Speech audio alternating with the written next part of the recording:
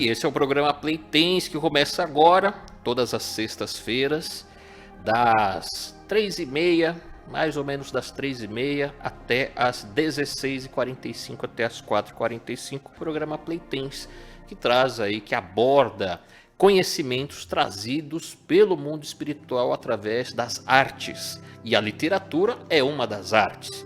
E é o que acontece, nós falamos sobre literatura, principalmente. Nós já falamos sobre filmes, nós já falamos sobre séries, outras manifestações de arte, não só com a temática espiritualista, mas como a literatura é um grande campo onde se manifestam os bons espíritos, através da psicografia principalmente, trazendo aí muitos livros até lançados há mais de 20 ou de 30 anos atrás, porém atualíssimos, que falam exatamente do momento que nós estamos vivendo agora. Sendo assim, tudo isso que nós estamos conversando na atualidade, agora em maio de 2020, não quer dizer necessariamente que sejam coisas novas trazidas pelos espíritos. Quando nosso irmão Agostinho vem, quando nosso irmão Bezerra de Menezes, quando Dom Carlos Ramires, através da palavra do sensitivo, do médium, nos traz esses alertas, esses conhecimentos, não é nenhuma novidade. Tudo isso já nos foi trazido de outra forma há 20, 30, 40 anos atrás.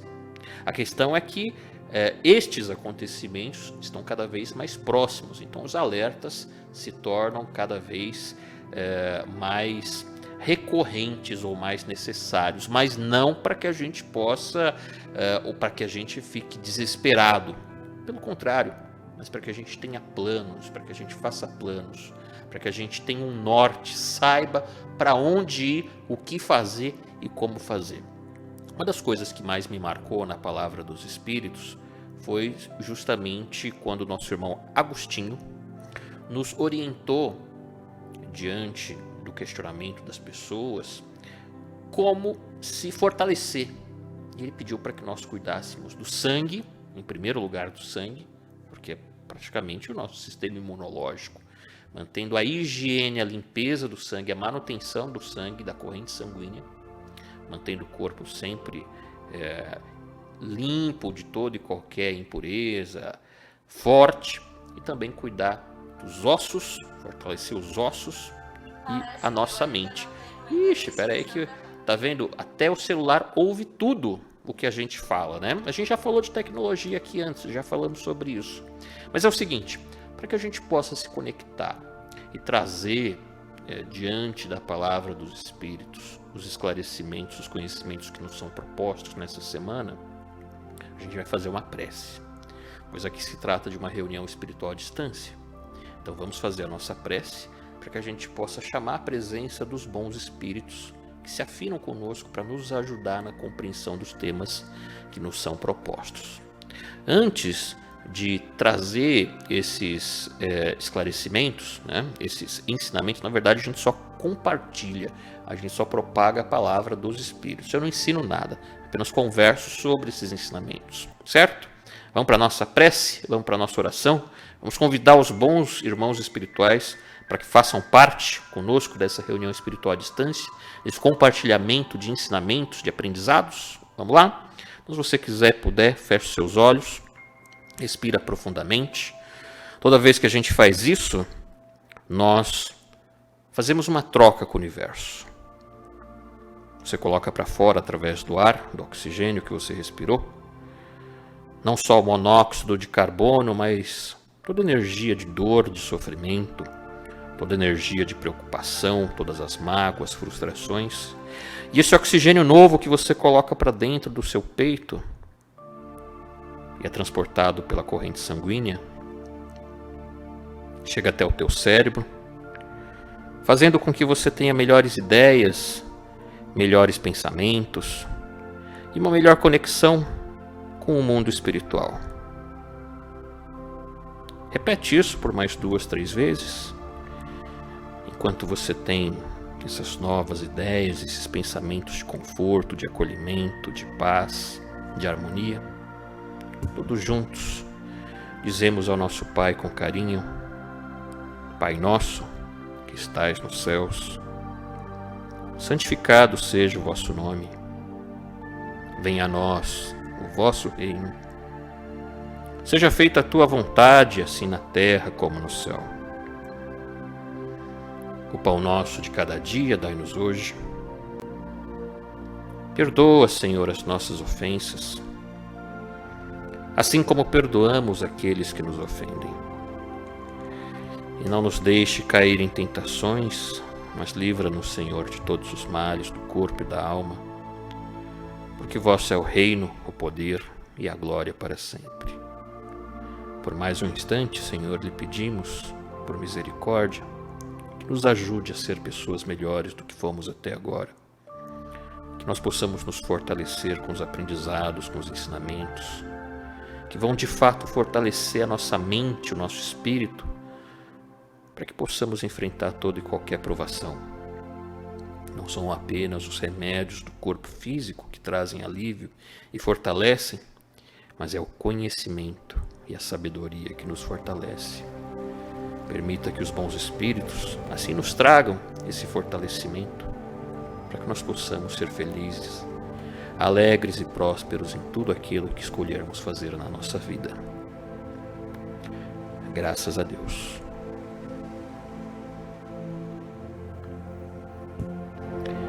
É dessa forma tranquila, pacífica, com as imagens ali do santuário a Santa Sara Kali, um lugar de luz, um lugar de paz, um lugar de prece, que aliás também recebe pessoas para o atendimento espiritual. Neste sábado também haverá atendimento espiritual ali nesse lugar bendito. O endereço aparece aí na tela para você, Rodovia Fernão Dias, facinho de chegar.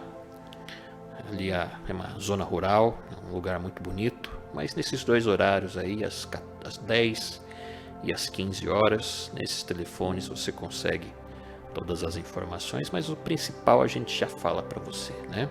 O principal é que você chegue com alegria, chegue em paz, ainda que você passe pelas tribulações, pelos problemas, é importante que você chegue para uma reunião espiritual.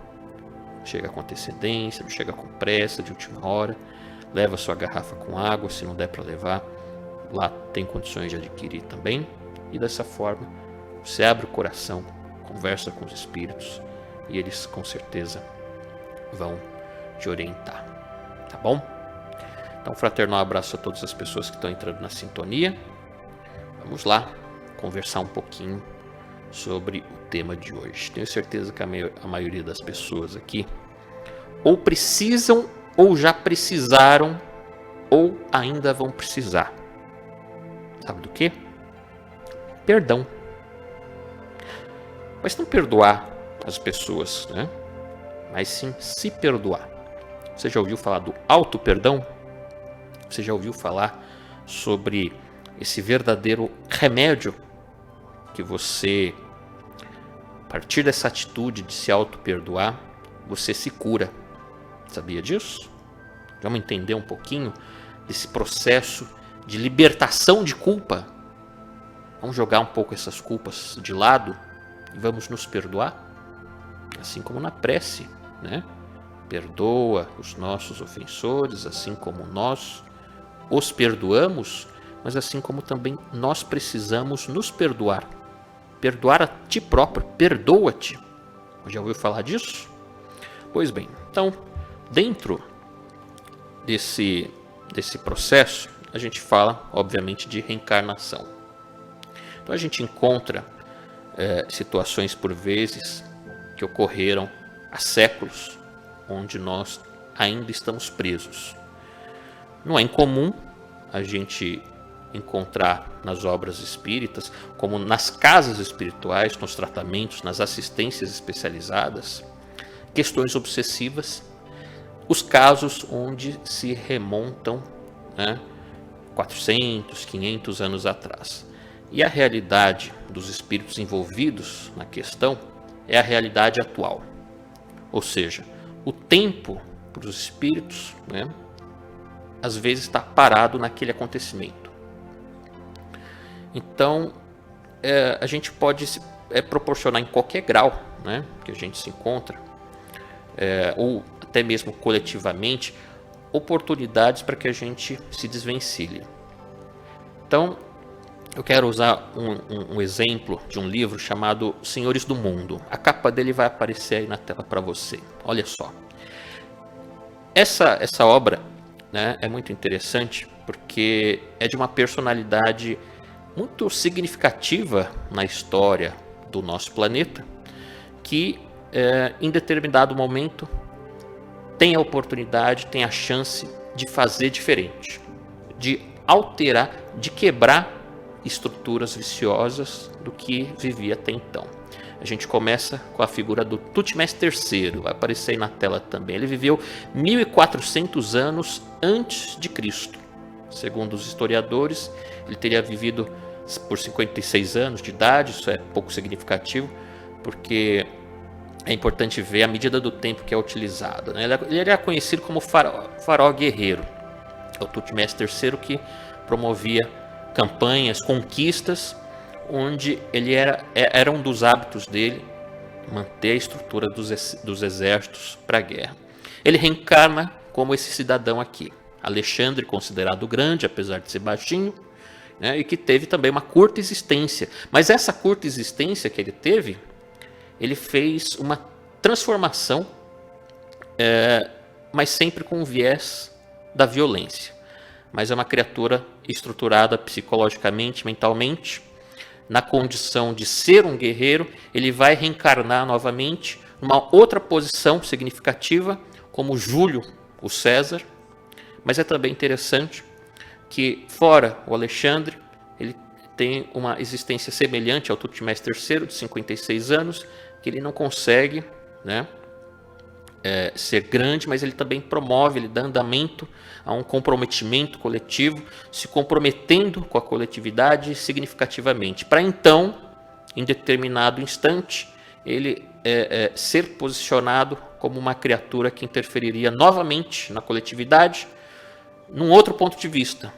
Ele viria com uma missão inserida nas missões que ele tinha para levar a libertação, principalmente da cultura europeia, onde ele faria uma interferência significativa, levando, na verdade, né, quebrando as estruturas feudais e levando a questão da república. Também, junto com esse missionário, cada um de nós tem uma missão, todos nós temos, somos espíritos em tarefa. Junto com essa missão, Kardec estaria reencarnado e seria levado a essas pessoas, as quais a república poderia ser levada, ou pelo menos a relação de liberdade, de fraternidade, de igualdade, o espiritismo, né, não tornando as pessoas espíritas, mas as verdades que estão inseridas ao espiritismo seriam levados, né? Então ele reencarna nada mais, nada menos, como Napoleão Bonaparte, na figura que a gente viu ali anteriormente, né? Então, mais uma vez, a liberdade de escolha é respeitada. Em vez dele quebrar as estruturas de comprometimento, de milênios, quase 2000 anos, ele se envolve numa situação semelhante às outras, inclusive ele se autocoroa a uma condição que ele não havia alcançado anteriormente, que Júlio, o César, mas estava aí a estrutura, né, onde pelo menos começou a solucionar um quadro e quebrar a estrutura viciante das responsabilidades assumidas, que obviamente acabam entrando na condição da culpabilidade, comprometendo a existência. Mais uma vez que ele se comprometia. Mas a gente verifica que mesmo esses grandes nomes, essas criaturas que vieram para fazer diferença, né, dentro da coletividade, a divindade permite, a divindade assiste através dos missionários, através de Jesus, responsável do nosso planeta, a condição da criatura para que ela regenere, para que quebre as amarras lá do passado. Mas entendendo que a criatura é livre na sua semeadura, como ensina o Cristo, porém obrigatória na sua colheita. Então, deixando esses casos grandiosos, como é abordado nesse livro, para uma situação mais comum, que a gente pode encontrar como referência um livro de Roger Unger, que é o inglês que já desencarnou em 2011, tá? Vai aparecer a imagem dele, onde ele utiliza o recurso da terapia regressiva de vida passada, analisando então os pacientes, no sentido de liberá-los da culpabilidade, da culpa, né? Que é exatamente o veículo que nos prende à situação do passado.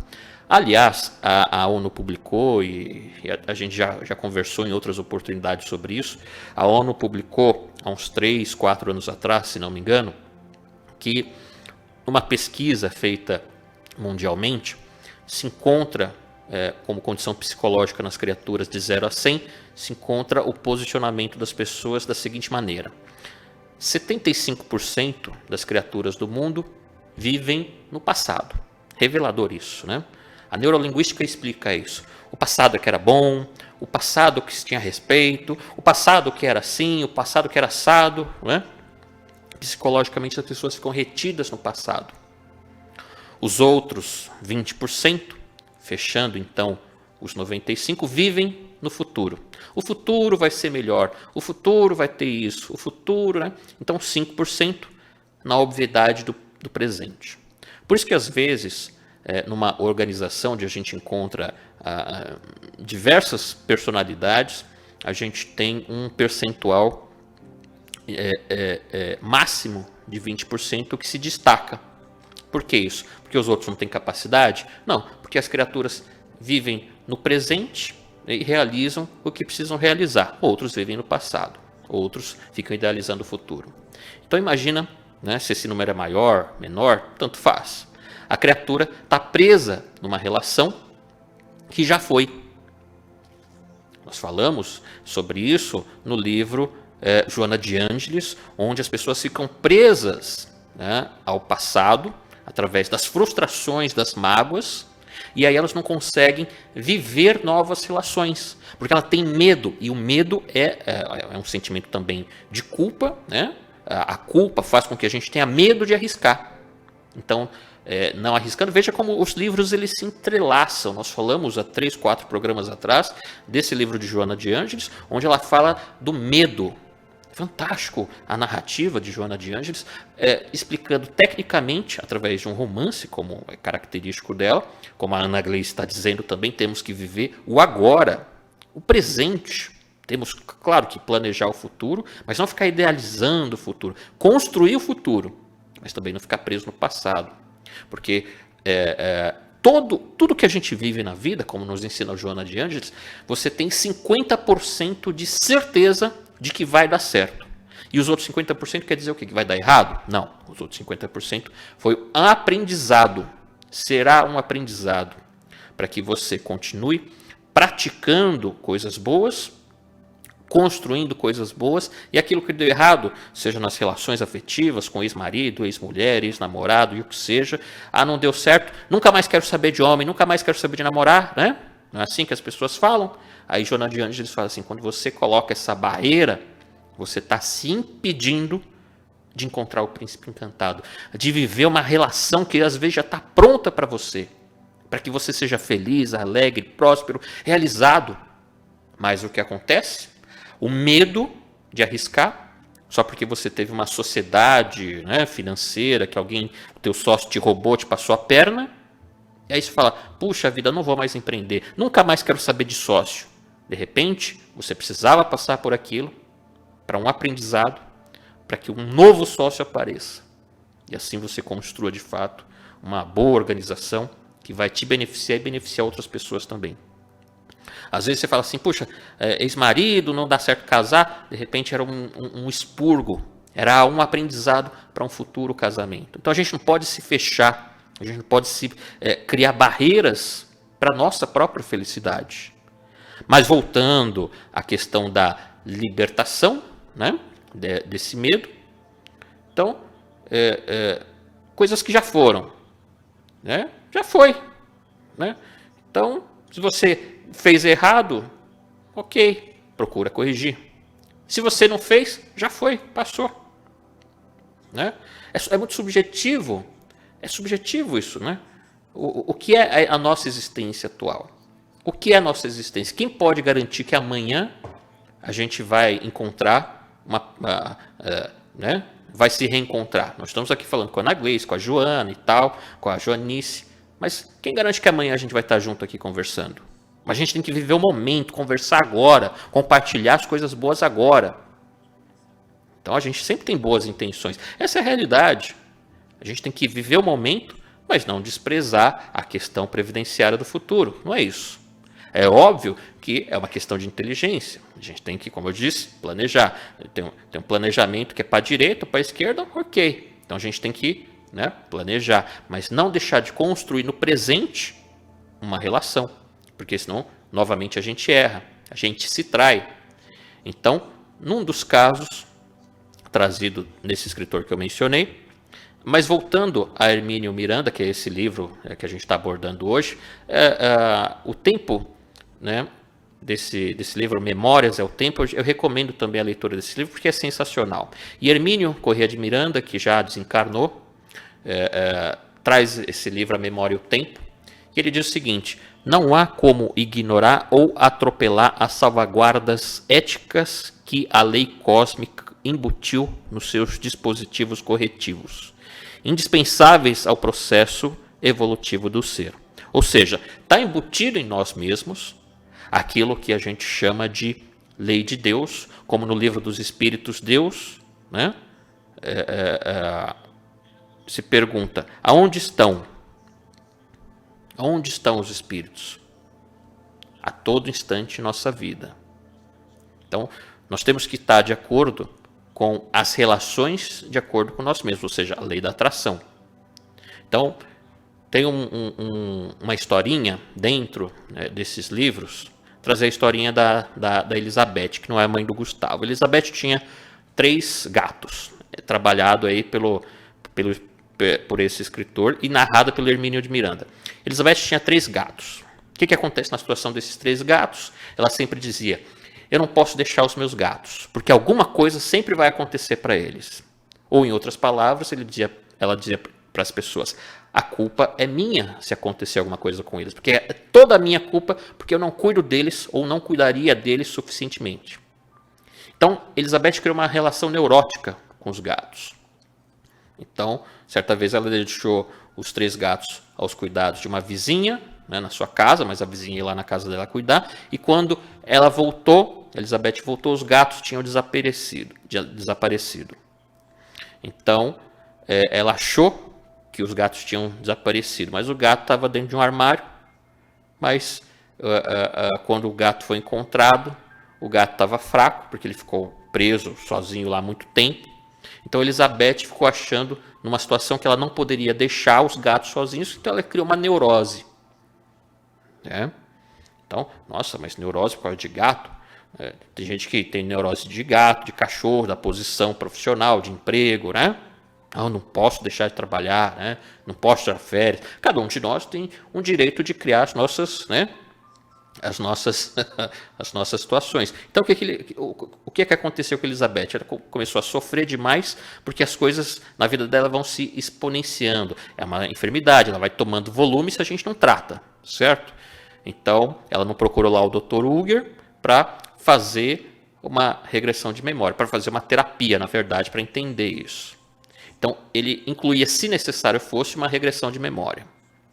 Então, de vez em quando a gente vê aí na internet que os indivíduos fazem, né, regressão de memória a determinado valor. Então, tem um outro aí que eu vi na internet que faz regressão de memória por Skype, custa aí mais de R$800.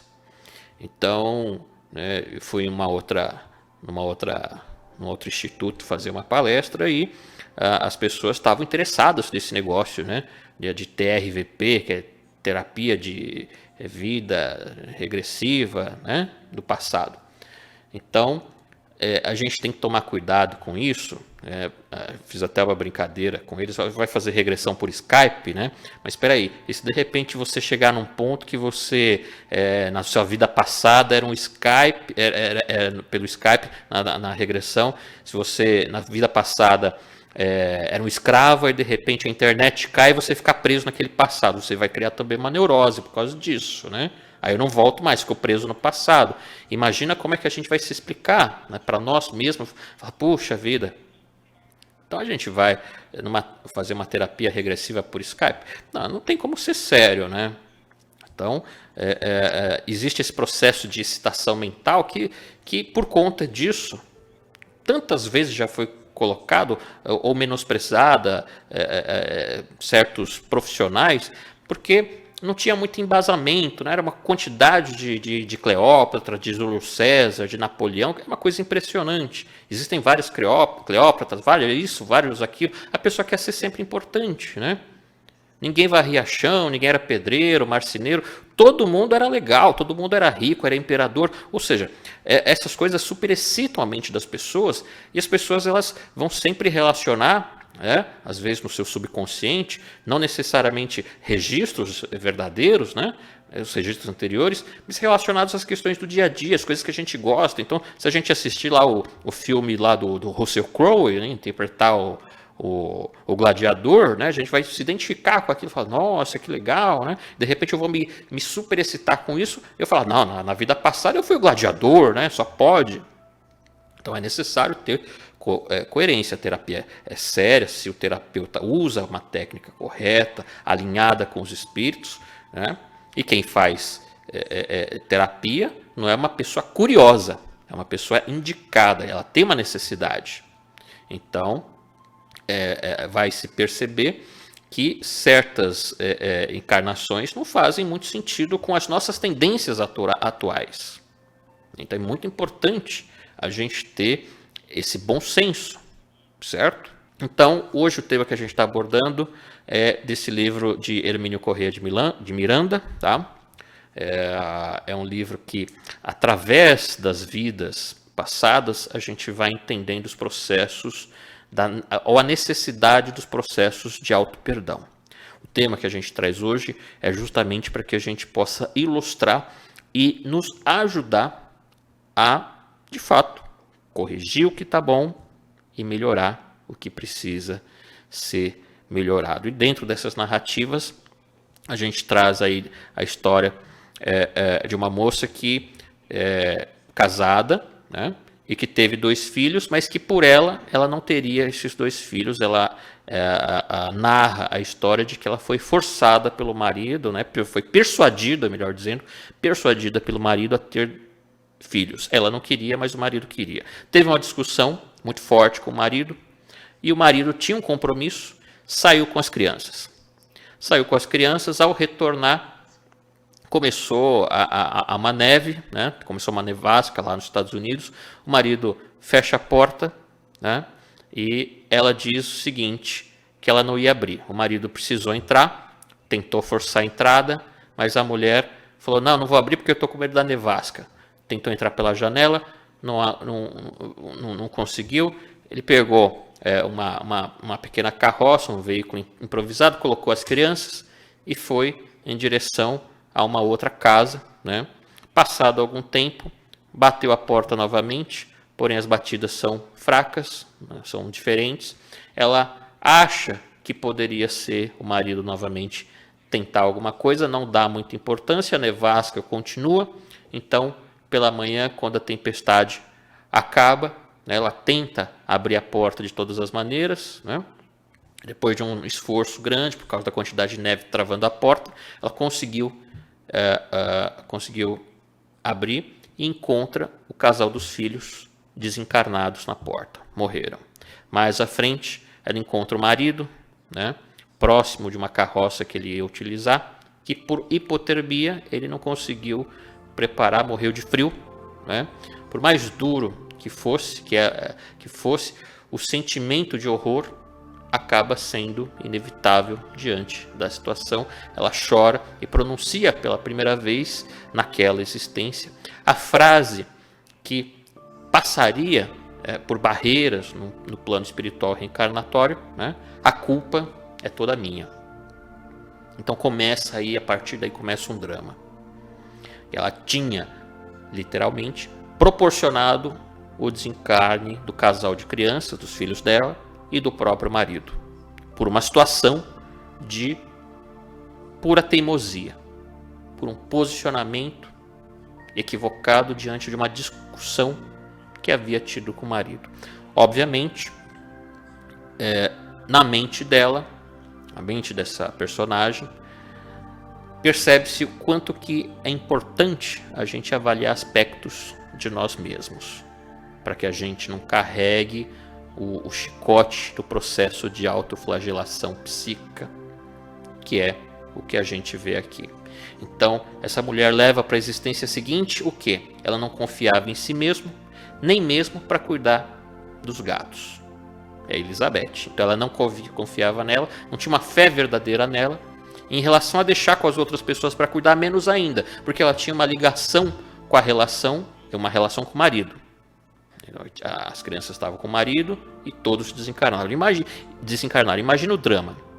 Ela não sabia que isso poderia acontecer. Então ela vivia uma relação de neurose com os gatos na encarnação futura, sem saber o que estava por trás. Então, quer dizer, às vezes as nossas neuroses são explicadas nas vidas passadas. Então, por isso as neuroses também precisam ser respeitadas e tratadas. Então, há um exercício do autoconhecimento para que a gente possa desvendar situações das vidas anteriores, mas não só por curiosidade, mas para nos fortalecer atualmente. Fazer a ligação com os amigos espirituais, ligação com Jesus, com Deus, para que a gente possa suprimir as lacunas que a gente tem na gente, né? Porque na obra Boa Nova de Humberto de Campos, que a gente já se referiu algumas vezes, pela beleza, né, do evangelho descrito por Humberto de Campos na psicografia de Chico, então ele diz a Pedro, o homem como ser humano, né? O homem é mais frágil do que mal. A fragilidade do ser, ou seja, a nossa fragilidade, ela está no alto desconhecimento.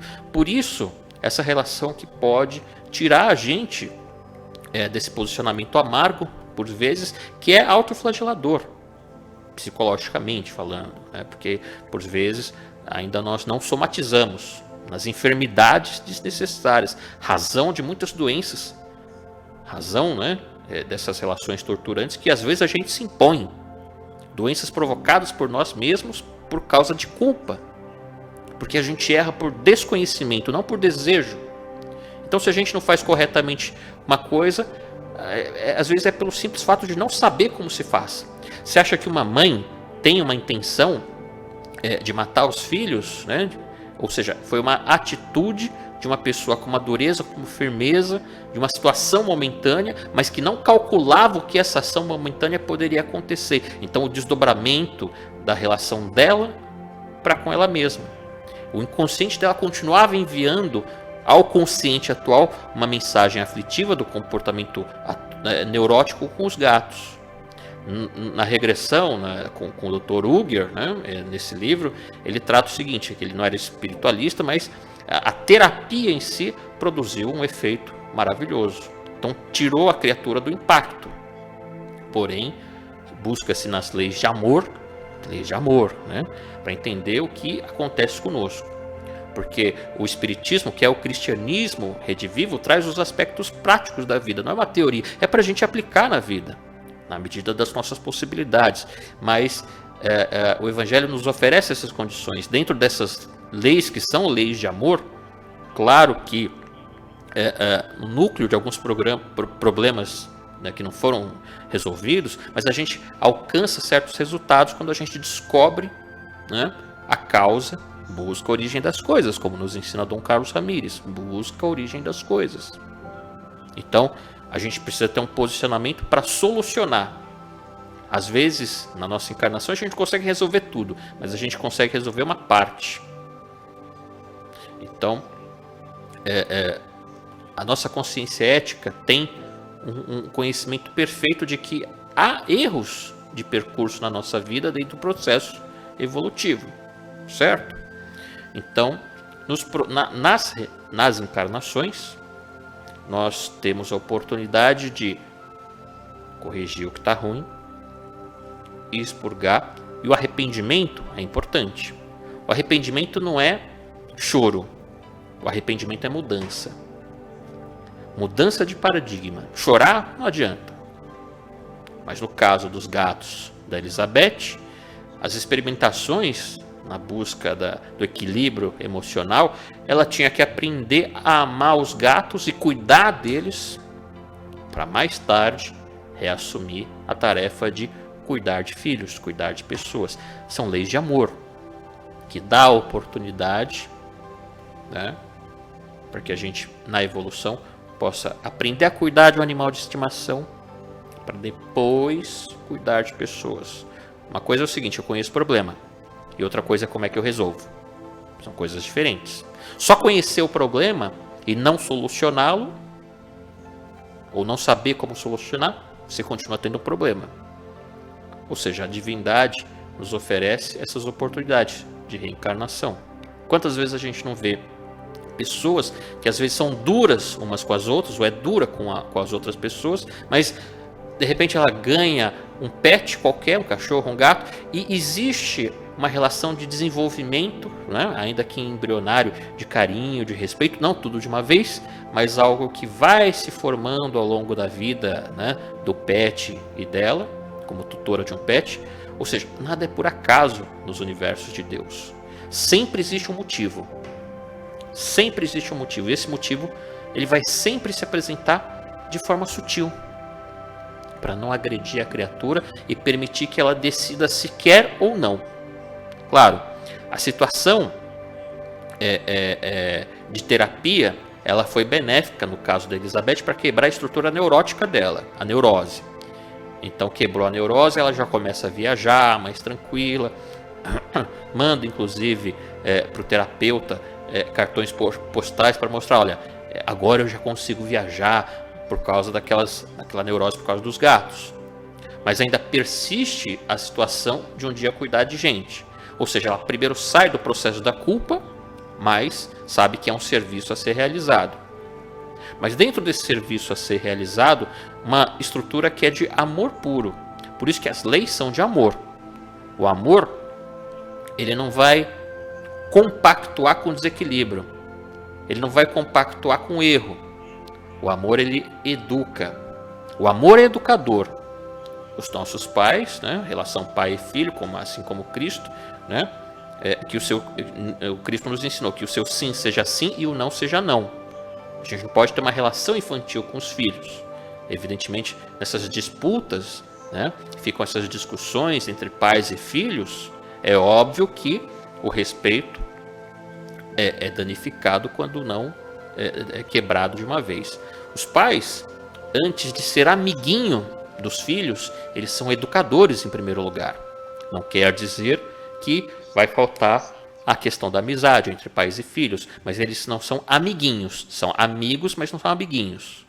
Eles são educadores. O respeito precisa existir, porque há que se ter responsabilidade sobre o educando. Então, as leis, elas são de amor para as criaturas, e Jesus nos mostra isso nas suas narrativas. Acima de tudo, são educadoras. O amor surge, então, quando Pedro, no momento que Jesus vai ser preso pelos guardas que o Sinédrio havia mandado, não eram os romanos, o Sinédrio tinha interesse, né? Pedro tira a espada, aplica um golpe no soldado, né? E erra o golpe. O golpe do Pedro não era para... ele acertou na orelha, errou, né? Pegou na orelha. E Jesus, então, cura o homem atacado por Pedro e diz a Pedro: embainha a tua espada, guarda, ou seja, embainha a tua revolta, embainha a tua decepção. Não é colocar para dentro, é diferente. Embainha, ou seja, cuidado, porque quem com ferro fere, com ferro será ferido.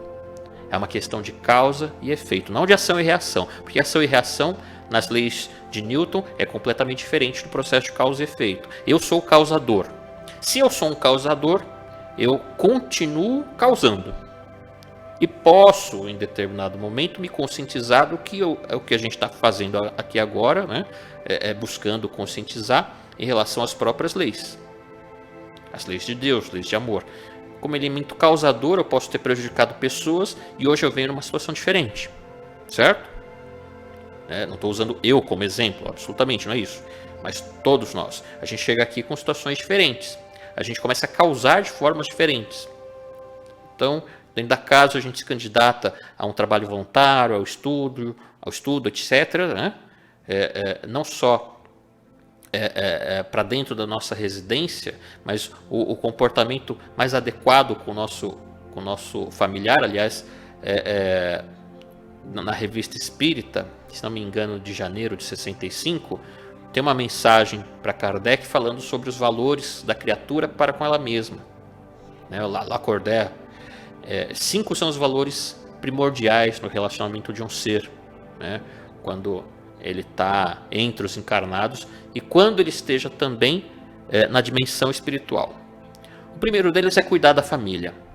O segundo é cuidar dos progenitores, dos pais. Aliás, é o único mandamento de Moisés que tem bônus, né?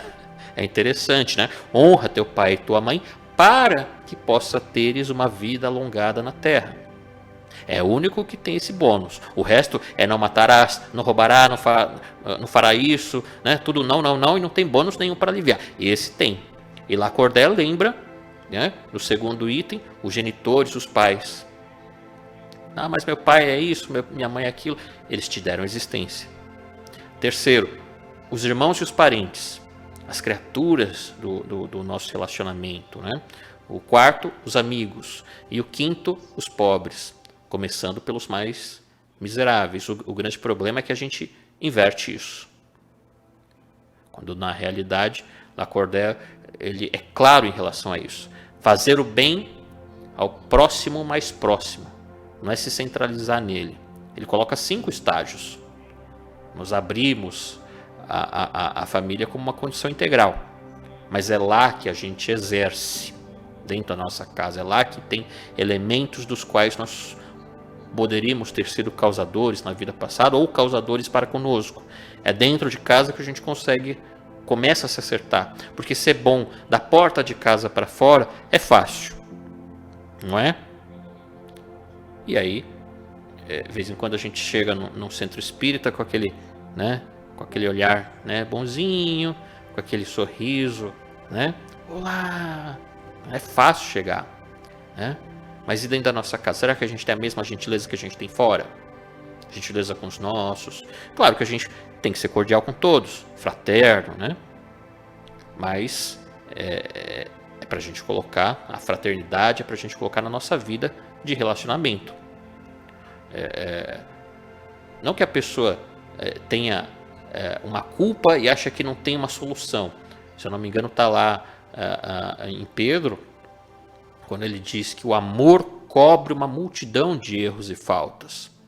Até porque pecado, né, o sinônimo de pecado é errar o alvo. Pecou, errou o alvo. E quando a gente erra o alvo, todo mundo quer, né, acertar o alvo. Quando nós erramos, é porque ainda a gente não tem a facilidade, o treino suficiente para fazer com que exista o acerto. E ainda de forma significativa, a situação de que a gente pode alterar o nosso mapeamento, ajudando, praticando bem. Todos nós somos capacitados diante da vida para fazer algo de bom por alguém.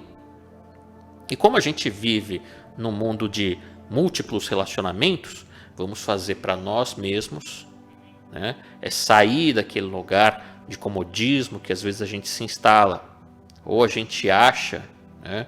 A gente olha para as pessoas e fala, mas eu não estou preparado. Então, se você está, é porque você está preparado. Se você está encarnado, é porque você está preparado para servir onde for, da maneira que se apresentar a necessidade. Não existe trabalho simples. Trabalho é valorizado, né, pelo trabalho em si. É sair um pouco de nós mesmos, da situação onde não há uma obrigação, para que a gente tenha o prazer de estar colaborando aonde a gente se encontrar. E essa é uma das essências. É uma das essências da caravana de luz. Não importa que lugar que a gente vá. Não importa que lugar que as caravanas de luz vá. Não importa se vai fazer frio, se vai fazer sol, se é longe, se é perto. A gente vai onde tem necessidade de pessoas buscando acolhimento, buscando uma palavra de carinho. Então, essa é a essência. Não importa onde, mas faça o que você pode fazer. né? No livro Céu e Inferno, diz o seguinte: quando o assunto é a regeneração de quem lesou o próximo, o arrependimento, embora seja o primeiro passo, não basta só arrependimento. É preciso juntar o arrependimento à reparação. Não significa se relacionar com as mesmas pessoas, acertar com as mesmas pessoas, mas procurar fazer melhor do que o erro que você cometeu no determinado grupo. No outro grupo você vai fazer melhor, para que você não erre mais. Por isso que a questão da lei, evidentemente, ela não é vingativa ou punitiva, mas a lei não se deixa enganar.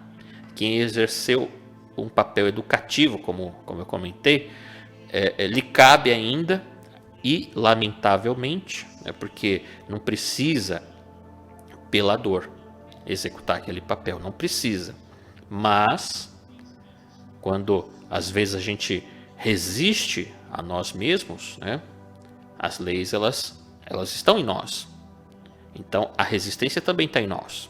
Então quando a gente resiste à necessidade ou à realidade, sabe quando a professora dá aquele beliscão, né? Quando a gente recebe um beliscão, é mais ou menos o nosso, uma necessidade, é um gatilho, né? Embora ele seja dolorido, embora um beliscão seja dolorido, ele né, como se fosse o estribo, né? Que vai fazer com que a gente tenha um limite nas coisas. O beliscão é o limite das coisas. Às vezes é o nosso próprio anjo da guarda dando um beliscão lá na escola, né? Através do professor, do colega, enfim. Não precisa, mas é respeitável. Ou seja, o livre-arbítrio também é respeitável. Vale o exercício, no caso lá do Pedro, né?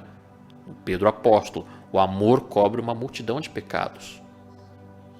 Ou seja, a ciência chega de algum tempo para cá uma certa obviedade, de algum tempo para cá, se a gente buscar alguns artigos na internet falando sobre o cérebro, neurologia, é possível a gente encontrar estudos, dados matemáticos, pesquisas que dizem que todos os estímulos do meio que a gente vive, né, esses estímulos que a gente recebe agora, né, se transformam em ondas eletroquímicas no nosso córtex, que ficam lá reverberando essas ideias que a gente aprende com os espíritos como possibilidades. Então essas ideias vão se tornando possibilidades na nossa mente. Então a gente escolhe uma verdade. Existe a boa notícia nisso. É que a gente escolhe ser feliz ou infeliz. Essa é a boa notícia. A má notícia é que só a gente consegue fazer isso para nós mesmos. É simples. A sua verdade, se é minha, a sua, enfim, se nós nos sentimos culpados, ninguém tira essa culpa de nós. Ninguém substitui as nossas culpas, senão nós mesmos, através dos nossos esforços próprios. Então, esses estímulos no nosso cérebro, para todos é o mesmo. Mas veja bem, quem é aqui que gosta de jiló, que está assistindo a gente? Né? Se tiver uma, duas pessoas que falam que gosta de jiló, vai ser muito. Agora, se eu perguntar quem não gosta de jiló, o número aumenta. Aí eu te pergunto, o jiló é bom ou é ruim? Qual é a resposta para essa pergunta? O jiló é bom ou é ruim? Depende de cada um. É uma verdade individual. Né? Vamos falar de futebol então. Flamengo e Fluminense, Maracanã. Né? O atacante do Flamengo entra. Né? Ele é derrubado. Para o flamenguista, pênalti. Para o outro, né? Ou seja, bota os dois no detector de mentira, você vai ver que os dois estão falando a verdade. Porque cada um cria a sua verdade diante do mesmo fato. Tanto o agredido quanto o agressor. Né? Aí o que o flamenguista vai dizer? É pênalti. Mas os dois estão falando a verdade diante de uma mesma questão. A questão do jiló, os dois, né, estão falando a verdade. O jiló é bom e o jiló é ruim. É verdade. A verdade é individual. Você escolhe. Você quer continuar sendo culpado ou não? É você que escolhe se você quer mudar ou não. Você escolhe se quer alterar a sua vida ou não. Você escolhe se vai ser feliz ou não. Você escolhe se quer ser infeliz. Ah, não, mas eu não tenho ideia disso, né? Ou seja, então você vai ser infeliz sem saber que você que está provocando a infelicidade. É simples assim. Existe o feliz inconsciente e o feliz consciente, mas é a mesma coisa. É um processo que é só nosso. Está tudo inserido em nós. Ah, mas nossa, é tão difícil. E quem é que diz que é fácil? E outra coisa, aluno com condição, a lição não pode ser a mesma que está começando, né? Uma lição para universitário não vai ser uma lição para um secundarista. São diferentes. O nível de exigência é diferente. Se o nível de exigência para você é grande, é porque a sua capacidade é semelhante com a prova que você está vivendo agora. A divindade, né? Deus não permitiria que a nossa condição evolutiva fosse colocada numa condição inferior à nossa capacidade. Né? Ou seja, se a gente está, é porque a gente pode. Ou seja, a determinação tem que ser nossa. Simples. Agora, quando nós dizemos, vou mudar, ninguém nos segura. Quando a gente fala, eu vou fazer uma alteração pessoal nesse aspecto, ninguém segura a gente. Então, a gente tem que usar dos nossos próprios potenciais em nós mesmos. Por isso vamos fazer um exercício mental, né? Começando de já. Diga para você mesmo, eu me perdoo. Diga mentalmente, eu me perdoo. Se eu não tenho nada para me perdoar, mas tem alguém que fez alguma coisa que mereça o meu perdão, sai de você e perdoe. Fala, eu te perdoo. A oração do perdão, já ouviu falar da oração do perdão? Da mesma maneira que eu me perdoo, porque eu me amo. Se eu me amo, eu me respeito. Se eu me respeito, eu não posso permitir que a enfermidade da culpa e a enfermidade da agressão continue massacrando a minha existência atual, fazendo com que eu pare a minha evolução de ficar remoendo situações, sejam ocasionadas por mim ou ocasionadas por terceiros. Quando a gente coloca isso, quando a gente exercita, né, ou em exercício, é a mesma coisa quando a gente está de frente para um espelho. Pensa nisso. Simples assim, né? Está de frente para o espelho. A pessoa nunca se acha feia. Pode não ser aquela beleza, né? Mais ou menos pode quebrar um galho, mas, né? Agora, se a pessoa se achar feia, falar, nossa, como eu sou feio, procura um tratamento disso, né? Porque a beleza da criatura projeta nela mesma. Se isso é uma realidade, se eu posso projetar, eu preciso projetar no outro, não de forma, né, incauta, mas de uma forma equilibrada. Eu preciso projetar no outro bem. Eu preciso doar de mim, enxergar o bem nos outros. Se eu faço isso quando eu me perdoo, quando eu entendo que eu sou uma criatura em fase evolutiva, eu faço isso quando eu perdoo, porque eu entendo que aquela criatura, que por vezes causou algum prejuízo, está numa condição ainda de aprendizado, que talvez ainda não tenha alcançado um grau de consciência que o outro indivíduo chegou. Mas se chegou, claro, você não pode virar vítima nem capacho de ninguém, mas cabe um posicionamento adequado de que eu preciso continuar fazendo o melhor para mim, refletindo no semelhante, naqueles que me cercam, aquilo que eu tenho de melhor. Não vem dizer que você não tem, porque não é uma verdade. Não é uma verdade. Nós somos espíritos criados e amados pela divindade. Nós somos respeitados pela divindade. Jesus trabalha cuidando de cada um de nós no planeta. Então não é possível que a gente não possa dar crédito para Jesus, para esse espírito que nos sustenta no planeta em relação a nós mesmos, denegrindo a nossa pessoa. Por isso, a necessidade do exercício. Quando a gente sai hoje aqui do templo ou aqui da internet, vamos procurar exercitar durante esse restante final de semana, né, essa condição de quebrar o laço com as coisas que estão mofadas, antigas, quebradas na nossa vida, né, emocional. Que a gente fique revivendo situações desnecessárias.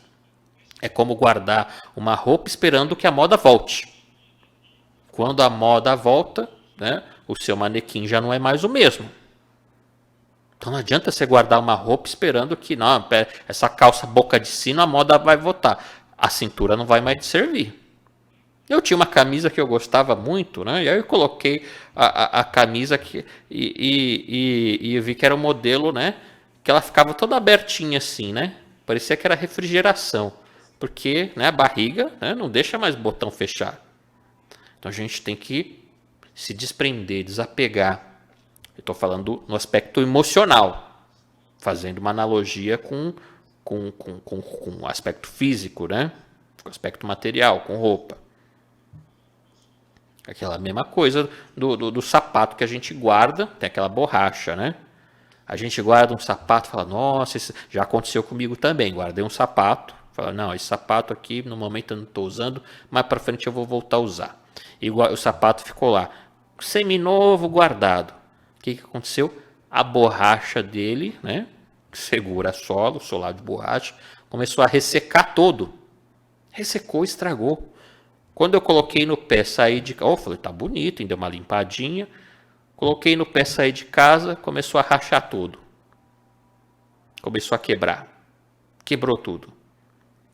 Começou a chover. Rua molhada, molhou o pé. Por quê? Porque eu guardei algo que não me servia mais. Porque eu fiquei guardando algo que estava no passado.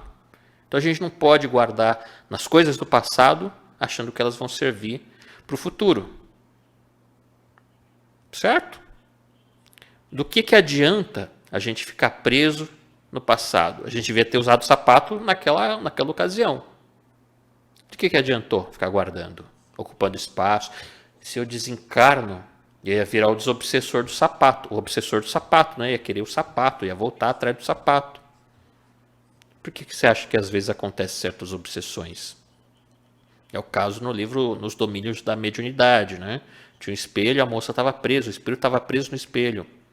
Ah, mas isso é banal. É banal, mas são valores. Por isso que a gente precisa se valorizar. A começar do processo do auto-perdão, a começar do processo do perdoar, a valorizar, se valorizar diante da vida, a se valorizar diante de Deus. Porque se nós estamos no presente momento, é porque nós somos as criaturas mais valiosas que existem para o momento.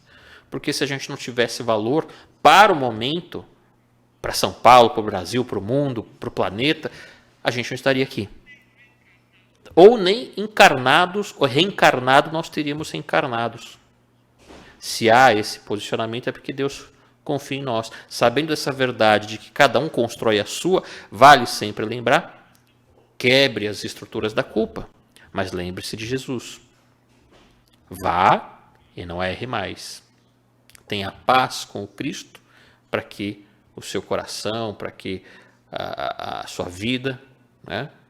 Para a sua vida que seja, de fato, como eu sempre digo, feliz, alegre e próspero em tudo aquilo que você escolher. Certo? Essa é a mensagem do dia, baseado aí, a gente escolheu um livro, né? O livro que a gente começou a trazer a abordagem, mas acabei falando do livro Céu e Inferno, acabei falando aí de Humberto de Campos, pela psicografia do Chico, falei sobre o próprio Evangelho, né? Não tem como falar sobre perdão, não tem como falar sobre culpa e libertação, se a gente não falar do próprio Evangelho, que é, de fato, um farol para a nossa vida. Sem esse farol, a gente não chega a lugar nenhum.